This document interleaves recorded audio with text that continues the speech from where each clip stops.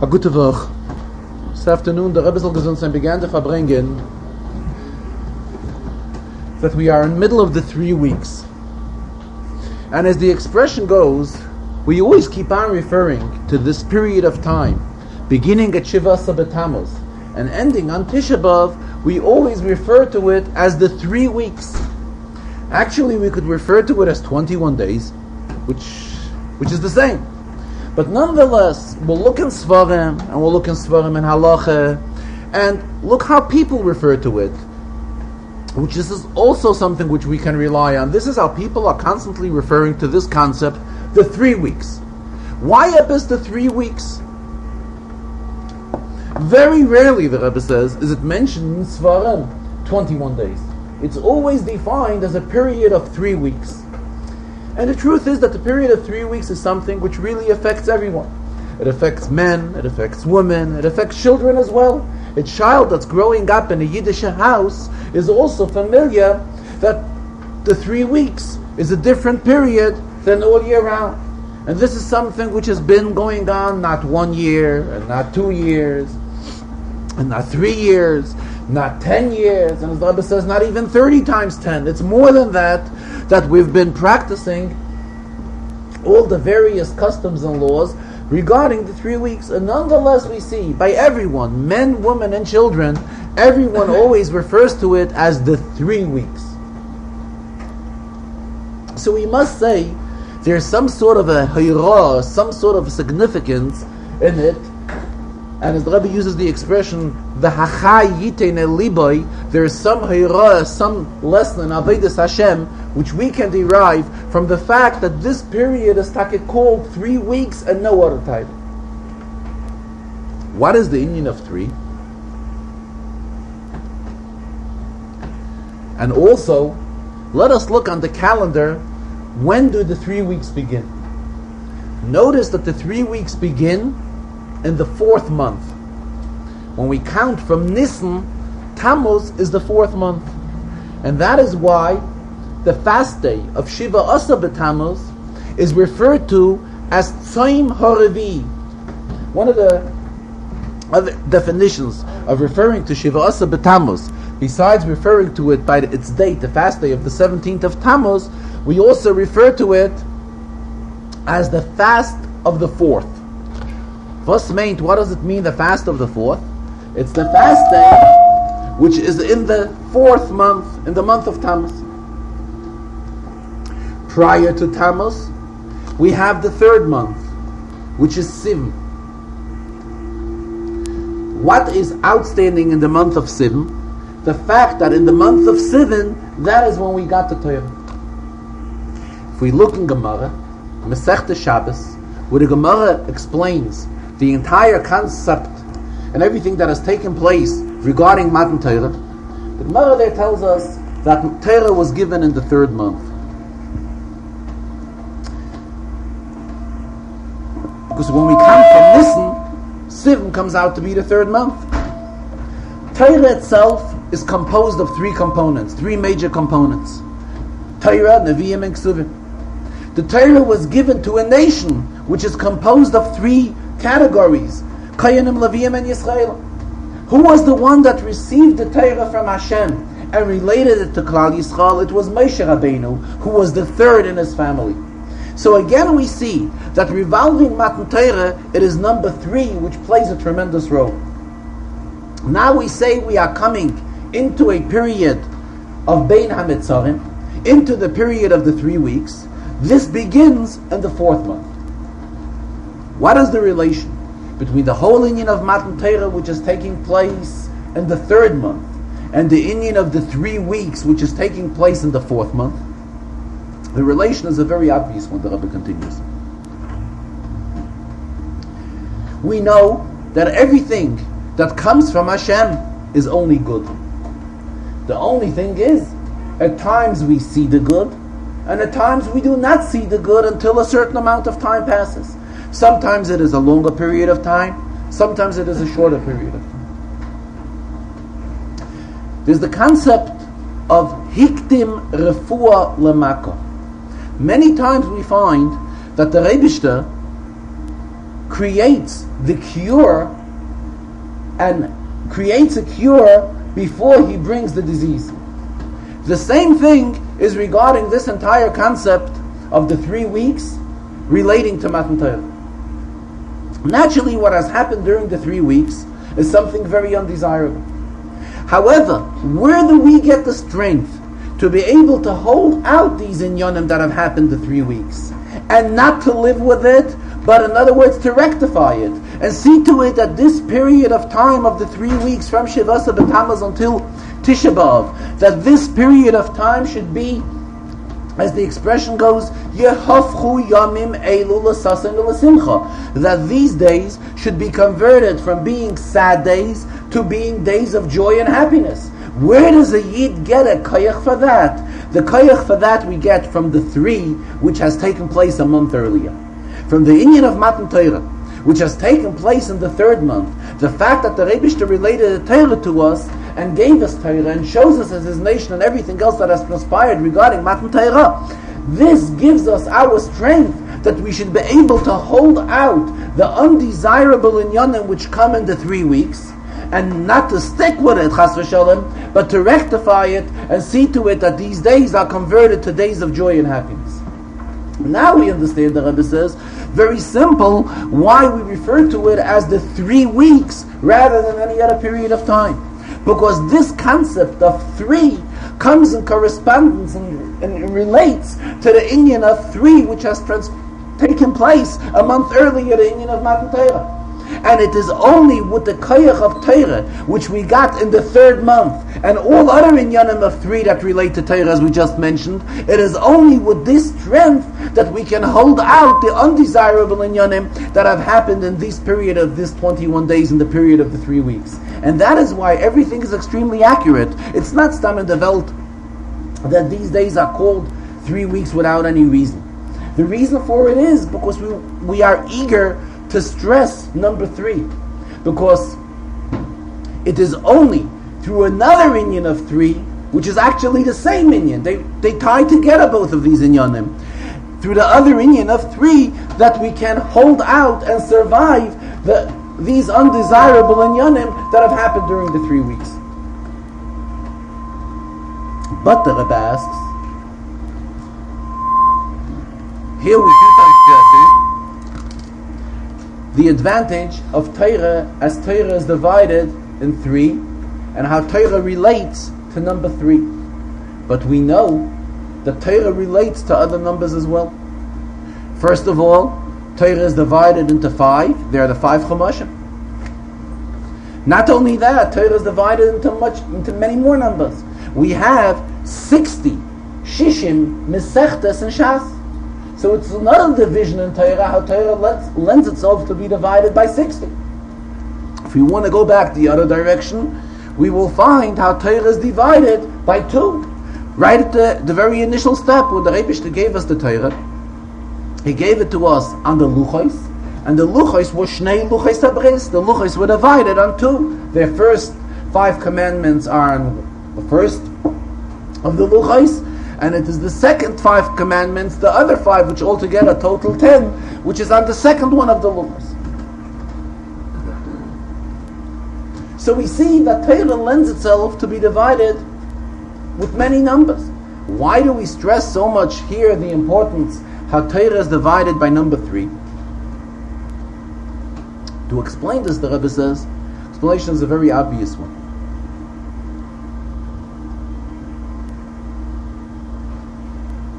A person, and every person who is created, knows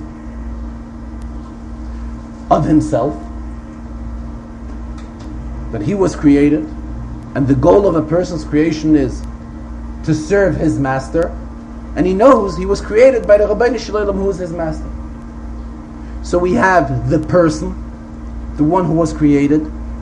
We have the one who creates him, the creator, HaKadosh Baruch Hu.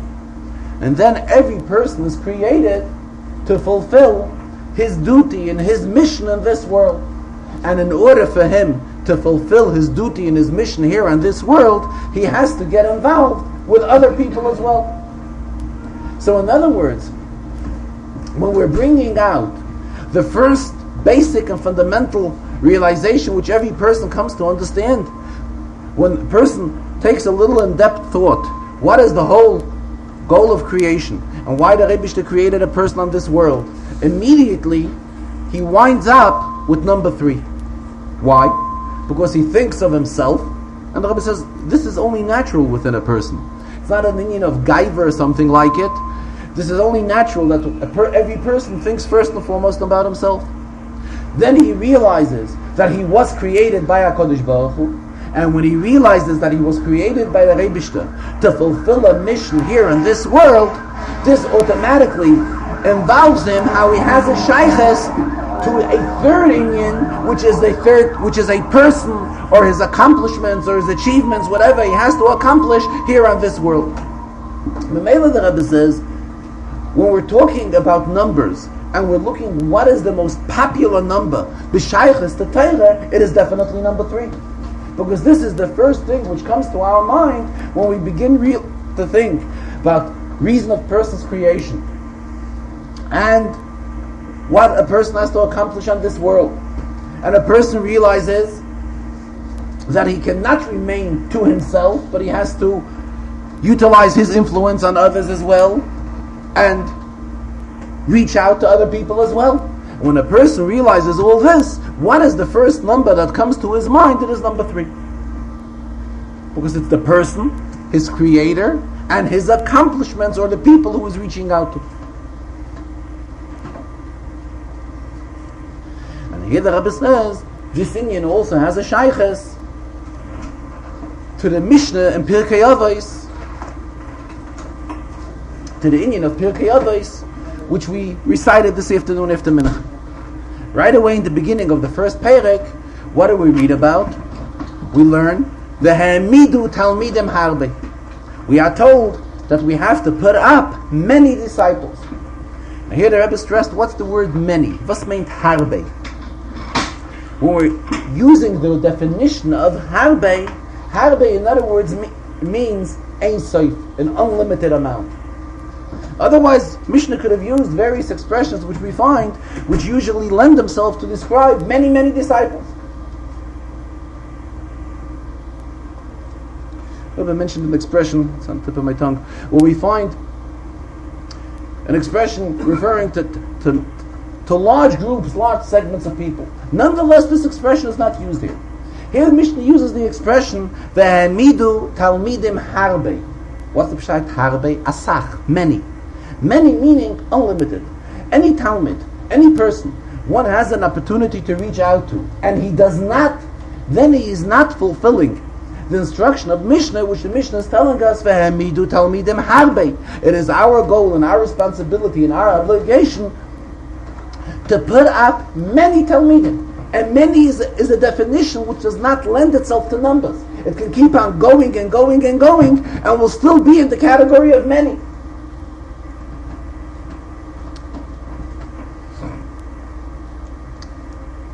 And the Rebbe continued in the next Sikha, another inyan which we find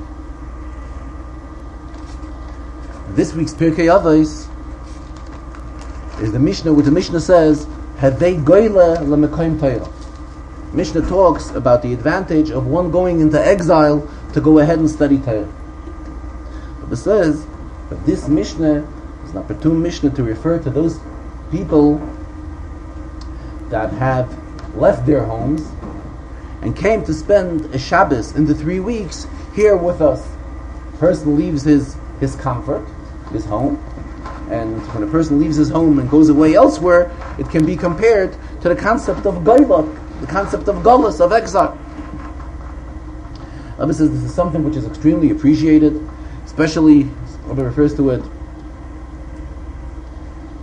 this Shabbos, which is Shabbos Pashas Pinchas, which is a very special Shabbos, because when Pinchas Chazal tell us, Pinchas ze Eliyahu, Pinchas is Eliyahu. In other words, Eliyahu HaNavi will have the same neshama as Pinchas had. And Eliyahu HaNavi is the person who's going to be notifying us the good news about the coming of Mashiach. So it's really a very special Shabbos. Especially that it's also during the 3 weeks. And when people leave their homes, their areas, and they come and they spend the Shabbos here with us, that means they are uniting here with us. Uniting, when Yidden unite together, this is a concept of Avos Yisrael. And especially in these days, the days which are set aside for the destruction of the Beis HaMikdash. And what Chazal tell us what was one of the major reasons that led to the destruction of the temple. Chazal say, this is the fact that there was hatred without any reason prevailing amongst Yidden. So how do we now rectify the sinas chinam, the hatred which was going on then? How do we rectify it now? That is by avas chinam, by avas Yisrael, by proper love from one Jew to another. Now, by practicing this, we rectify the hatred which prevailed then, which led to the destruction of the temple. And on the contrary, our avas Yisrael will lead to the fact that we will go out of Galus and will lead to the construction again of the Beis HaMikdash. And especially the Rebbe continues when the people that unite here with us, it is also expressed through saying L'chaim and answering of L'chaim v'Levracha, or other communities have expression L'chaim Tovim L'Shalom, but whatever the expression may be, the mere fact of saying L'chaim, this is also an expression of Avos Yisrael, an expression of unity, an expression of love from one Yid to another.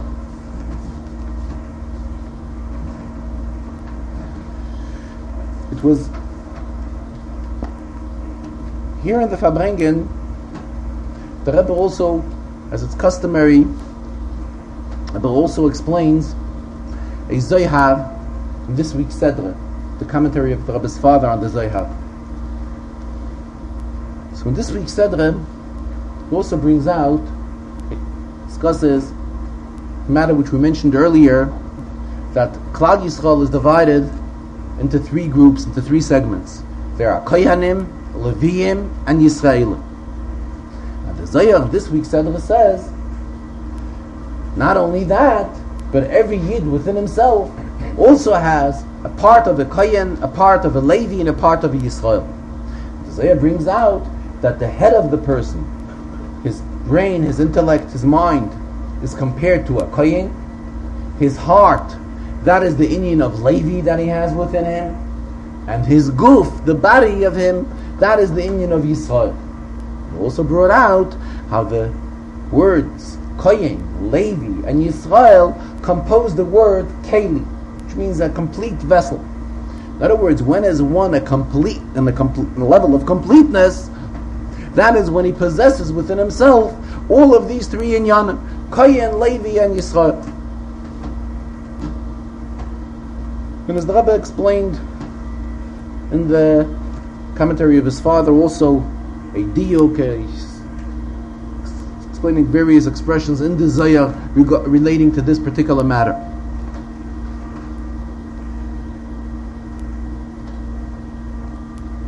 The Rebbe also, it's customary that he explains during the Farbrengen a Rambam that has the shayches to the Shia Rambam, to the daily Shia of the Rambam. Today the Rebbe raised several questions in the Rambam in the halachas of Me'ilah. Me'ilah means anything which belongs to the Beis HaMikdash has to be treated accordingly and cannot be for private use. We're not allowed to take anything which is Kodesh and use it, which is holy, which has a sanctification within it, which belongs to Mikdash, to the Beis HaMikdash, and use it. We are prohibited to do something like it. If one does, then he's considered a moyel behektish. He has used something, he has made personal use of something which belongs to hektish, of something which belongs to kedusha. Now in the halachas of Me'ilah, which we learn in today's Rambam, the Rambam says, Parah Aduma, the Parah Aduma which was brought in the Beis HaMikdash, Moyalim ba, Misha Huktisha, Ache Tasa Eifa. The same halachas of Me'ilah apply to the Parah Aduma as well. From when? From the moment it was sanctified, it was chosen that it should be used as a parah aduma. So therefore they brought it into the Beis Hamikdash and they decided to process it. Ad shetasa eifer. We know that the parah aduma had to be burnt. So until it is burnt and becomes eifer and becomes ashes, the halachas of me'ilah apply to the parah aduma. Afal pi, even though shehi ke kodshe bedek habayis, even though it goes into the category of kodshe bedek habayis, meaning, what is kodshe bedek habayis? Kodshe bedek habayis means anything which is used for the construction of the Beis Hamikdash. Bedek habayis means the upkeep of the house. There was a special fund in the Beis Hamikdash, which was the bedek habayis, which was used for repairs which were needed in the Beis Hamikdash. So there were various levels of inyanim in the Beis Hamikdash. There were inyanim of bedek habayis, which means the repairs which were needed there, construction of the Beis Hamikdash, and so forth from time to time. There was also the karbanos which were brought, and amongst karbanos we know there were behemoths, karbanos which go into the category of kodesh kodeshim, kodeshim kalim, higher levels of kedusha, less levels of kedusha. So the Rambam says, even though the parah aduma is compared to kodesh bedek habayis, so the answer is still being that there is a pasuk harinema b'chatosi. The pasuk compares it to a kolben, and therefore all the halachas that apply to a kolben also apply to the parah aduma. And being that by a kolben there's a concept of me'ilah, so the same thing by parah aduma there's also a concept of me'ilah. So the Rebbe is asking on this Rambam a very strong question. Rambam says, afal pi, even though parah aduma is kikoche bedek habayis, which means the Rambam is kind of hinting that even though it's like koche bedek habayis, so what? By koche bedek habayis there's also halachas of me'ilah. If somebody should take anything which has to be used for the repair of the Beis Hamikdash, and he will go ahead and use it privately, it goes into the category of me'ilah. It is prohibited to do something like it. So what does the Rambam say?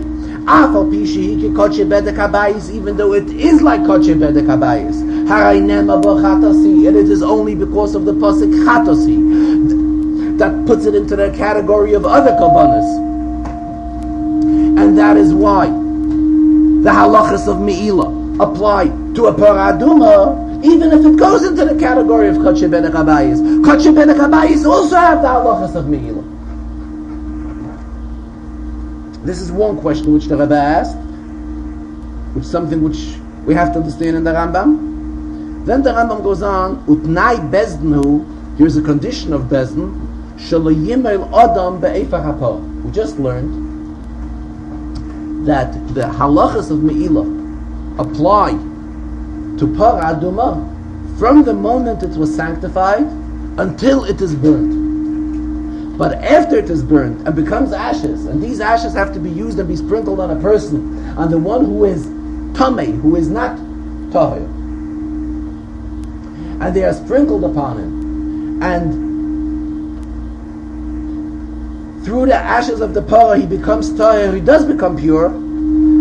There was a condition of bezdin made that once it is ashes, it should not, and the halachas of me'ilah should not apply to it.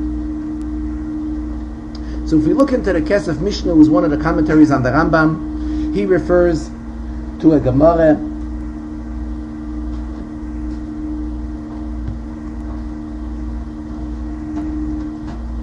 which the Gemara tells us a whole history regarding the ashes of the parah aduma. Basically, that initially there was the rules of me'ilah did apply to it. It is just later that Bezdin realized that if halachas of me'ilah would be in effect also on the ashes of parah aduma, then people would refrain from using the parah aduma, the ashes. Why? Because a person will think twice. Why should I get involved and have these ashes sprinkled on me if I have to be so careful and make sure that we do not come to the Isar of me'ilah, so one may refrain from using it. So that is why there was a Tnai Bezdin, the condition which Bezdin made an exception, that once the parah aduma is already burnt and the parah aduma is turned into ashes, that is when the halachas of me'ilah are already no longer in effect. So the Rebbe also raised various questions in this part of the halacha In Gemara we find that it's a whole history regarding the Eifel Parah. Why does the Rambam kind of ignore this whole history and just puts it into very brief wording with Nai Bezenu? Rambam doesn't make mention of anything. The Rambam just says that it's a Nai Bezen, that there is no Me'ila applying in the Eifel Parah. So what questions, the Rebbe did not answer these questions, but he just raised several of these questions in the Shir of the Rambam.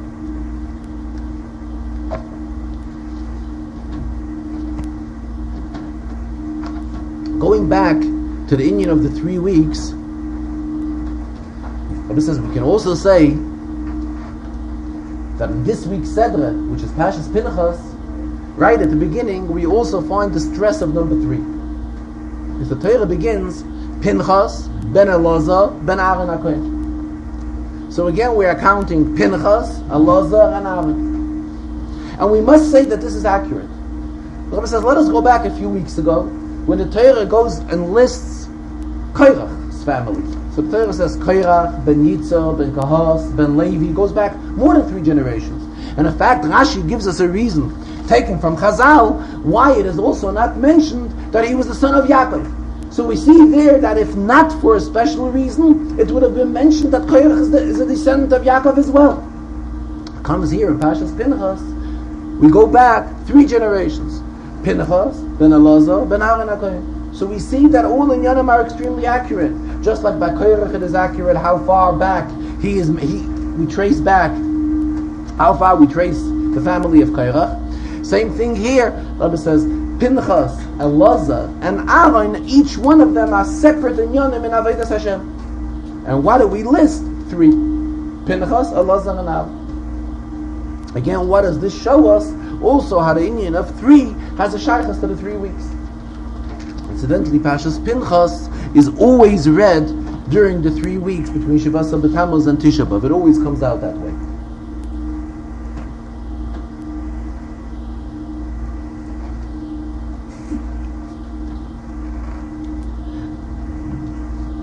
And we also brought out in today's Farbrengen also how we find the Mishnah in Pirkei Avos, how we should all be disciples of Aaron HaKohen. Also in today's Perek, Havei mitalmidav shel Aaron, to be a disciple of Aaron. Oyev shalom, v'roidev shalom, oyev es abriyos, u'mekarvon l'Torah. The Rebbe brought out, we find in Chazal that Aaron was extremely beloved by all of Klal Yisrael. In fact, when the Torah mentions that Aaron passed away, Pasuk says, "Vayivku oisei kol beis Yisrael." The entire Jewish community, everyone was crying that Aaron passed away. Everybody missed him. We don't find this expression by Moshe. We find this expression by Aaron. By Moshe we don't find it. No. This shows us how dear and accepted Aaron was by everyone. And as the Mishnah goes on, Aaron was an Oyev Shalom, he loved peace. Roidev Shalom, not only did he love peace, but he chased after peace. Oyev es abriyos, he liked people. So there's a diuk here in this expression. I'll be mentioned that on many occasions. The Mishnah says, Oyev es habriyos. What's the taich briya? Briya means one who is created. In Hebrew, if you want to say people, you don't say briyos, you say anoshim. Adam, Anashim. That's not what the Mishnah says. The Mishnah doesn't say that Aaron liked people. The Mishnah says that Aaron liked those who were created. What does this show? It shows that Aaron liked everyone, regardless whatever qualifications they possessed. If one may have been at a level that the only qualification that he has was the fact that he was created by the Rebbe, he's a Bria, he does not have anything else, no other pluses, no other advantages within him. Still, Mishnah tells us that Aaron extended love to this person as well. Then the Mishnah goes on, Umekarvon l'Torah, and he brought them close to Torah. What did Aaron do? He brought close the Torah to everyone. And here the Rebbe elaborated on this today, but actually there are 2 approaches when we want to bring somebody close to Torah. One way is we can trim the Torah to him. In other words, we will not And the other way is umekarvan l'Torah. You bring the person close to Torah. Torah remains in its completeness and its wholeness. Naturally, we cannot expect that a person who until now was not Mekayim all of Torah mitzvahs, that in one day he should begin to be Mekayim all of Torah mitzvahs. It cannot happen. And we have to give it to him properly and set it for him, just like a Shulchan Aruch, just like a set table, and guide him, no question about it. But on the other hand, we cannot take and go ahead and simply go ahead and look away and tell a person that all this is all. In other words, there are those that claim that when a person gets close to Torah, and until now he did not have the full knowledge of Torah, just don't tell him about more things. Let him think. Let him be under the impression that Torah is only a handful of mitzvahs. Let him be under the impression that there are only fewer mitzvahs in Torah. This is not the approach of what Torah teaches us. On the contrary, the Rebbe says, when you do that to a person, what you're really doing is you're fooling him. And when you're fooling him, later, when he will come more acquainted and more versed in Torah, he will come back and he will have complaints to you. He will complain, why did you fool me? We have to tell a person of Torah that there's a Torah with 613 mitzvahs. And this is what the Rebbe wants us to do. Naturally, for a person who is not used to fulfilling all of the 613 mitzvahs, and he's not been trained that way, and he's not been brought up that way, naturally we have to guide him to it step by step, but not to deny parts of Torah. Chas v'shalom, this cannot be done. It has to be oye v'sabriyos umekarvon, and bring the people close to Torah, not to trim Torah and trim the Torah and a trimmed and custom designed Torah, bring that to people. This is not what the Mishnah tells us. Umekarvam, bring the people close. Work in such a way, work in such a direction that you're bringing the people close to Torah. As it's customary in the Farbrengen, that the Rebbe also explains a Rashi in Chumash, and it is always the first Rashi.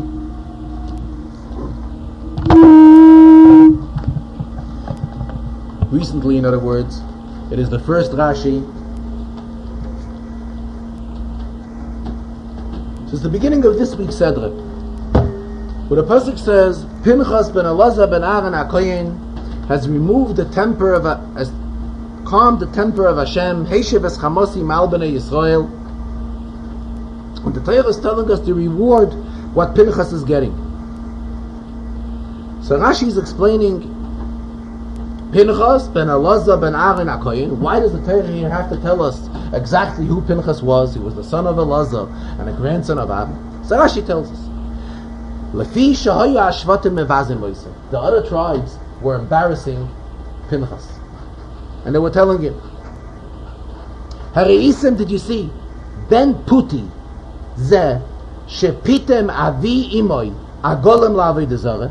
Look what's going on, the people were saying. His grandfather was a shepherd, was stuffing calves for avodah zarah, referring to his ancestors. And now what did Pinchas do? Now a person like that, Horag Nosi Shevet Yisrael, he went ahead and he killed the head of a tribe by Yidden. He killed the Nosi of Shevet Shimon. So everybody was making fun of Pinchas. Lefika, for this reason, Bahakosov, the pasuk is here now, V'yichsoi acha Aaron, and is telling us he should know who was Pinchas. Pinchas was a grandson of Aaron HaKohen. In other words, Pinchas has his yichus. Who was his zayde? Who was his grandfather? His grandfather was Aaron HaKohen. So the Rebbe is asking a very simple, a very obvious question. The Rebbe uses the expression a klotz kasha. A klotz means a beam. In other words, a question which is so firm, it's such a strong question, it's as strong as a beam. Just we can't push a beam. This is a very obvious and strong question. The Rebbe is asking the story of Pinchas, which we read about in this week's Sedra. How Pinchas went ahead and went and was Kanoi Kinas Hashem, when he saw the leader of Shevet Shimon committing something wrong. And Pinchas did not wait for anybody to give him any instructions. And he went ahead and endangered his life, and went ahead and killed the leader of Shevet Shimon. This story really begins at the end of last week's Sedra. This begins by Maftir of Parshas Balak. So if we look back to last week's Sedra, the last few psukim, you will notice the pasuk says, "Vayar Pinchas ben Elazar ben Aaron HaKohen." Pinchas ben Elazar ben Aaron HaKohen saw what happened. So he went and he took a sword and he went into the house where the head of Shevet Shimon was, and he caught him with the Midyanis, with the Mayavis, and he killed him. So the same way as Pinchas ben Elazar ben Aaron HaKohen is mentioned at the beginning of Parshas Pinchas, and Rashi raises the question, why does the Torah have to tell us who he was? And Rashi gives us the whole explanation that the pasuk wants to tell us that he was a grandson of Aaron HaKohen. Rashi should have raised this same question at the end of Parshas Balak, because at the end of Parshas Balak there he's also referred the same way, Pinchas ben Elazar ben Aaron HaKohen. And Rashi there does not ask this question.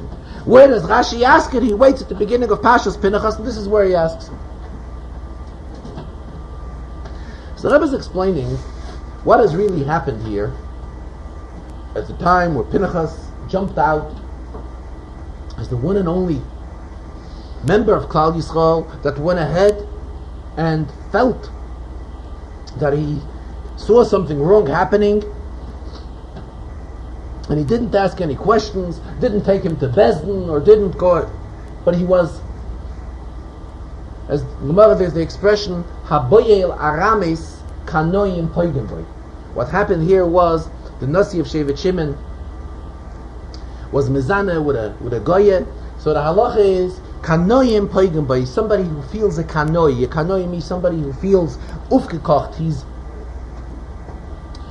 he really feels hurt by what happened. He has a right to go ahead and take revenge on this person. And this is exactly the category what Pinchas felt like. So the question actually is arising, where was everyone else? It was a complete Jewish nation with elders and leaders and shvatim, and everybody was well versed of this halacha. This is a halacha. If Pinchas knew it, there were other people that knew it as well. He wasn't the only one that knew it. In fact, the Rebbe mentioned how the whole procedure of learning Torah went on, that first Moshe heard the Torah from the Eibishter, then he related it to Aaron, and everybody reviewed it 4 times, until it was finally taught and it reached to a stage where everyone in Klal Yisrael learned Torah, and everyone was given the opportunity to learn Torah. So just like Pinchas knew that this person is worthy and deserves to be killed, the same way other Yidden also knew. And Pinchas was the one that really jumped out and went ahead and killed him. Sacrificed his life, knew that he will have to run into the room into the area where this leader of Shevet Shimon was, and right away make sure that he'll get out of the room safely, which involved to sacrifice his life, no question about it. But why Pinchas more than anybody else? So when we come to this week's Sedra, Parshas Pinchas, and the Torah begins saying, Pinchas ben Elazar ben Aaron HaKohen, the act that Pinchas did, and the schar, the reward which he's getting from the Rebishter for doing this act, here we are stressing, you should know, who is Pinchas? Pinchas is the son of Elazar, and Pinchas is the grandson of Aaron. Aaron had tremendous accomplishments for Klal Yisrael.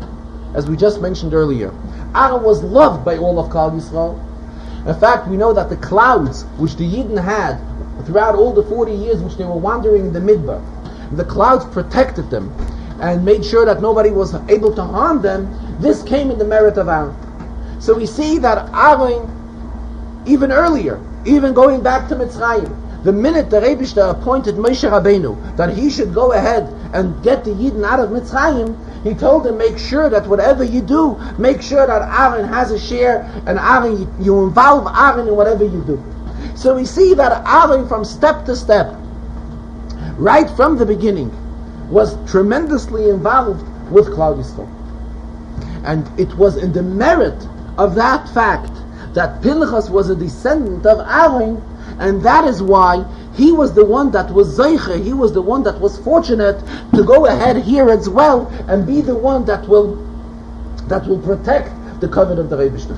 So that is why, where does Rashi give this explanation? Rashi gives it taka the second time when Pinchas ben Elazar ben Aaron HaKohen is mentioned. Why? Because here the Torah is telling us about the reward that Pinchas is getting for doing it. So the question arises, why Pinchas more than anybody else? Why was Pinchas the one that went to do this act at the time this halacha was known to all of Klal Yisrael as well? So in fact, Rashi brings that Pinchas came to Moshe and told him, didn't you teach us that Abayel Aramis Kanoim Pagan, that one is mezana with a goyim, Kanoim, those that feel hurt by it, those that feel as a Kanoim for the desecration of the covenant of Hashem, they are the ones that can go ahead and take revenge on him. What was Moshe's answer to him? Moshe told him, the expression goes in Aramaic, Karaine de igrese iu leheve pravanke. The one who read the letter, let him be the one to fulfill the mission. In other words, being that you are the one that brought this up, you should be the one that should fulfill it. So Taka, we see that from amongst of Klal Yisrael, who was the one to bring it up? It was Pinchas. Why Pinchas? So this is the answer what we're finding in the beginning of Parshas Pinchas, where the Torah tells us his reward. So the Torah says you should know Pinchas ben Elazar ben Aaron HaKohen. Why was he Taka the one that did this? Because he was the grandson of Aaron HaKohen. And Aaron HaKohen had such great accomplishments for Yidden that his grandson was rewarded that he should also be the one that should protect the honor of Hashem at a time it was desecrated by the leader of Shevet Shimon. Here the Rebbe went a step further. We read in Parshas Kisisa how when Aaron took part in the egel, the golden calf, so the pasuk tells us this was lishimtza b'kameim. This was some act of Aaron which at all times can be referred to as a shame, because Aaron shouldn't have taken part. Aaron had no right to take part in setting up the egel for the Yid.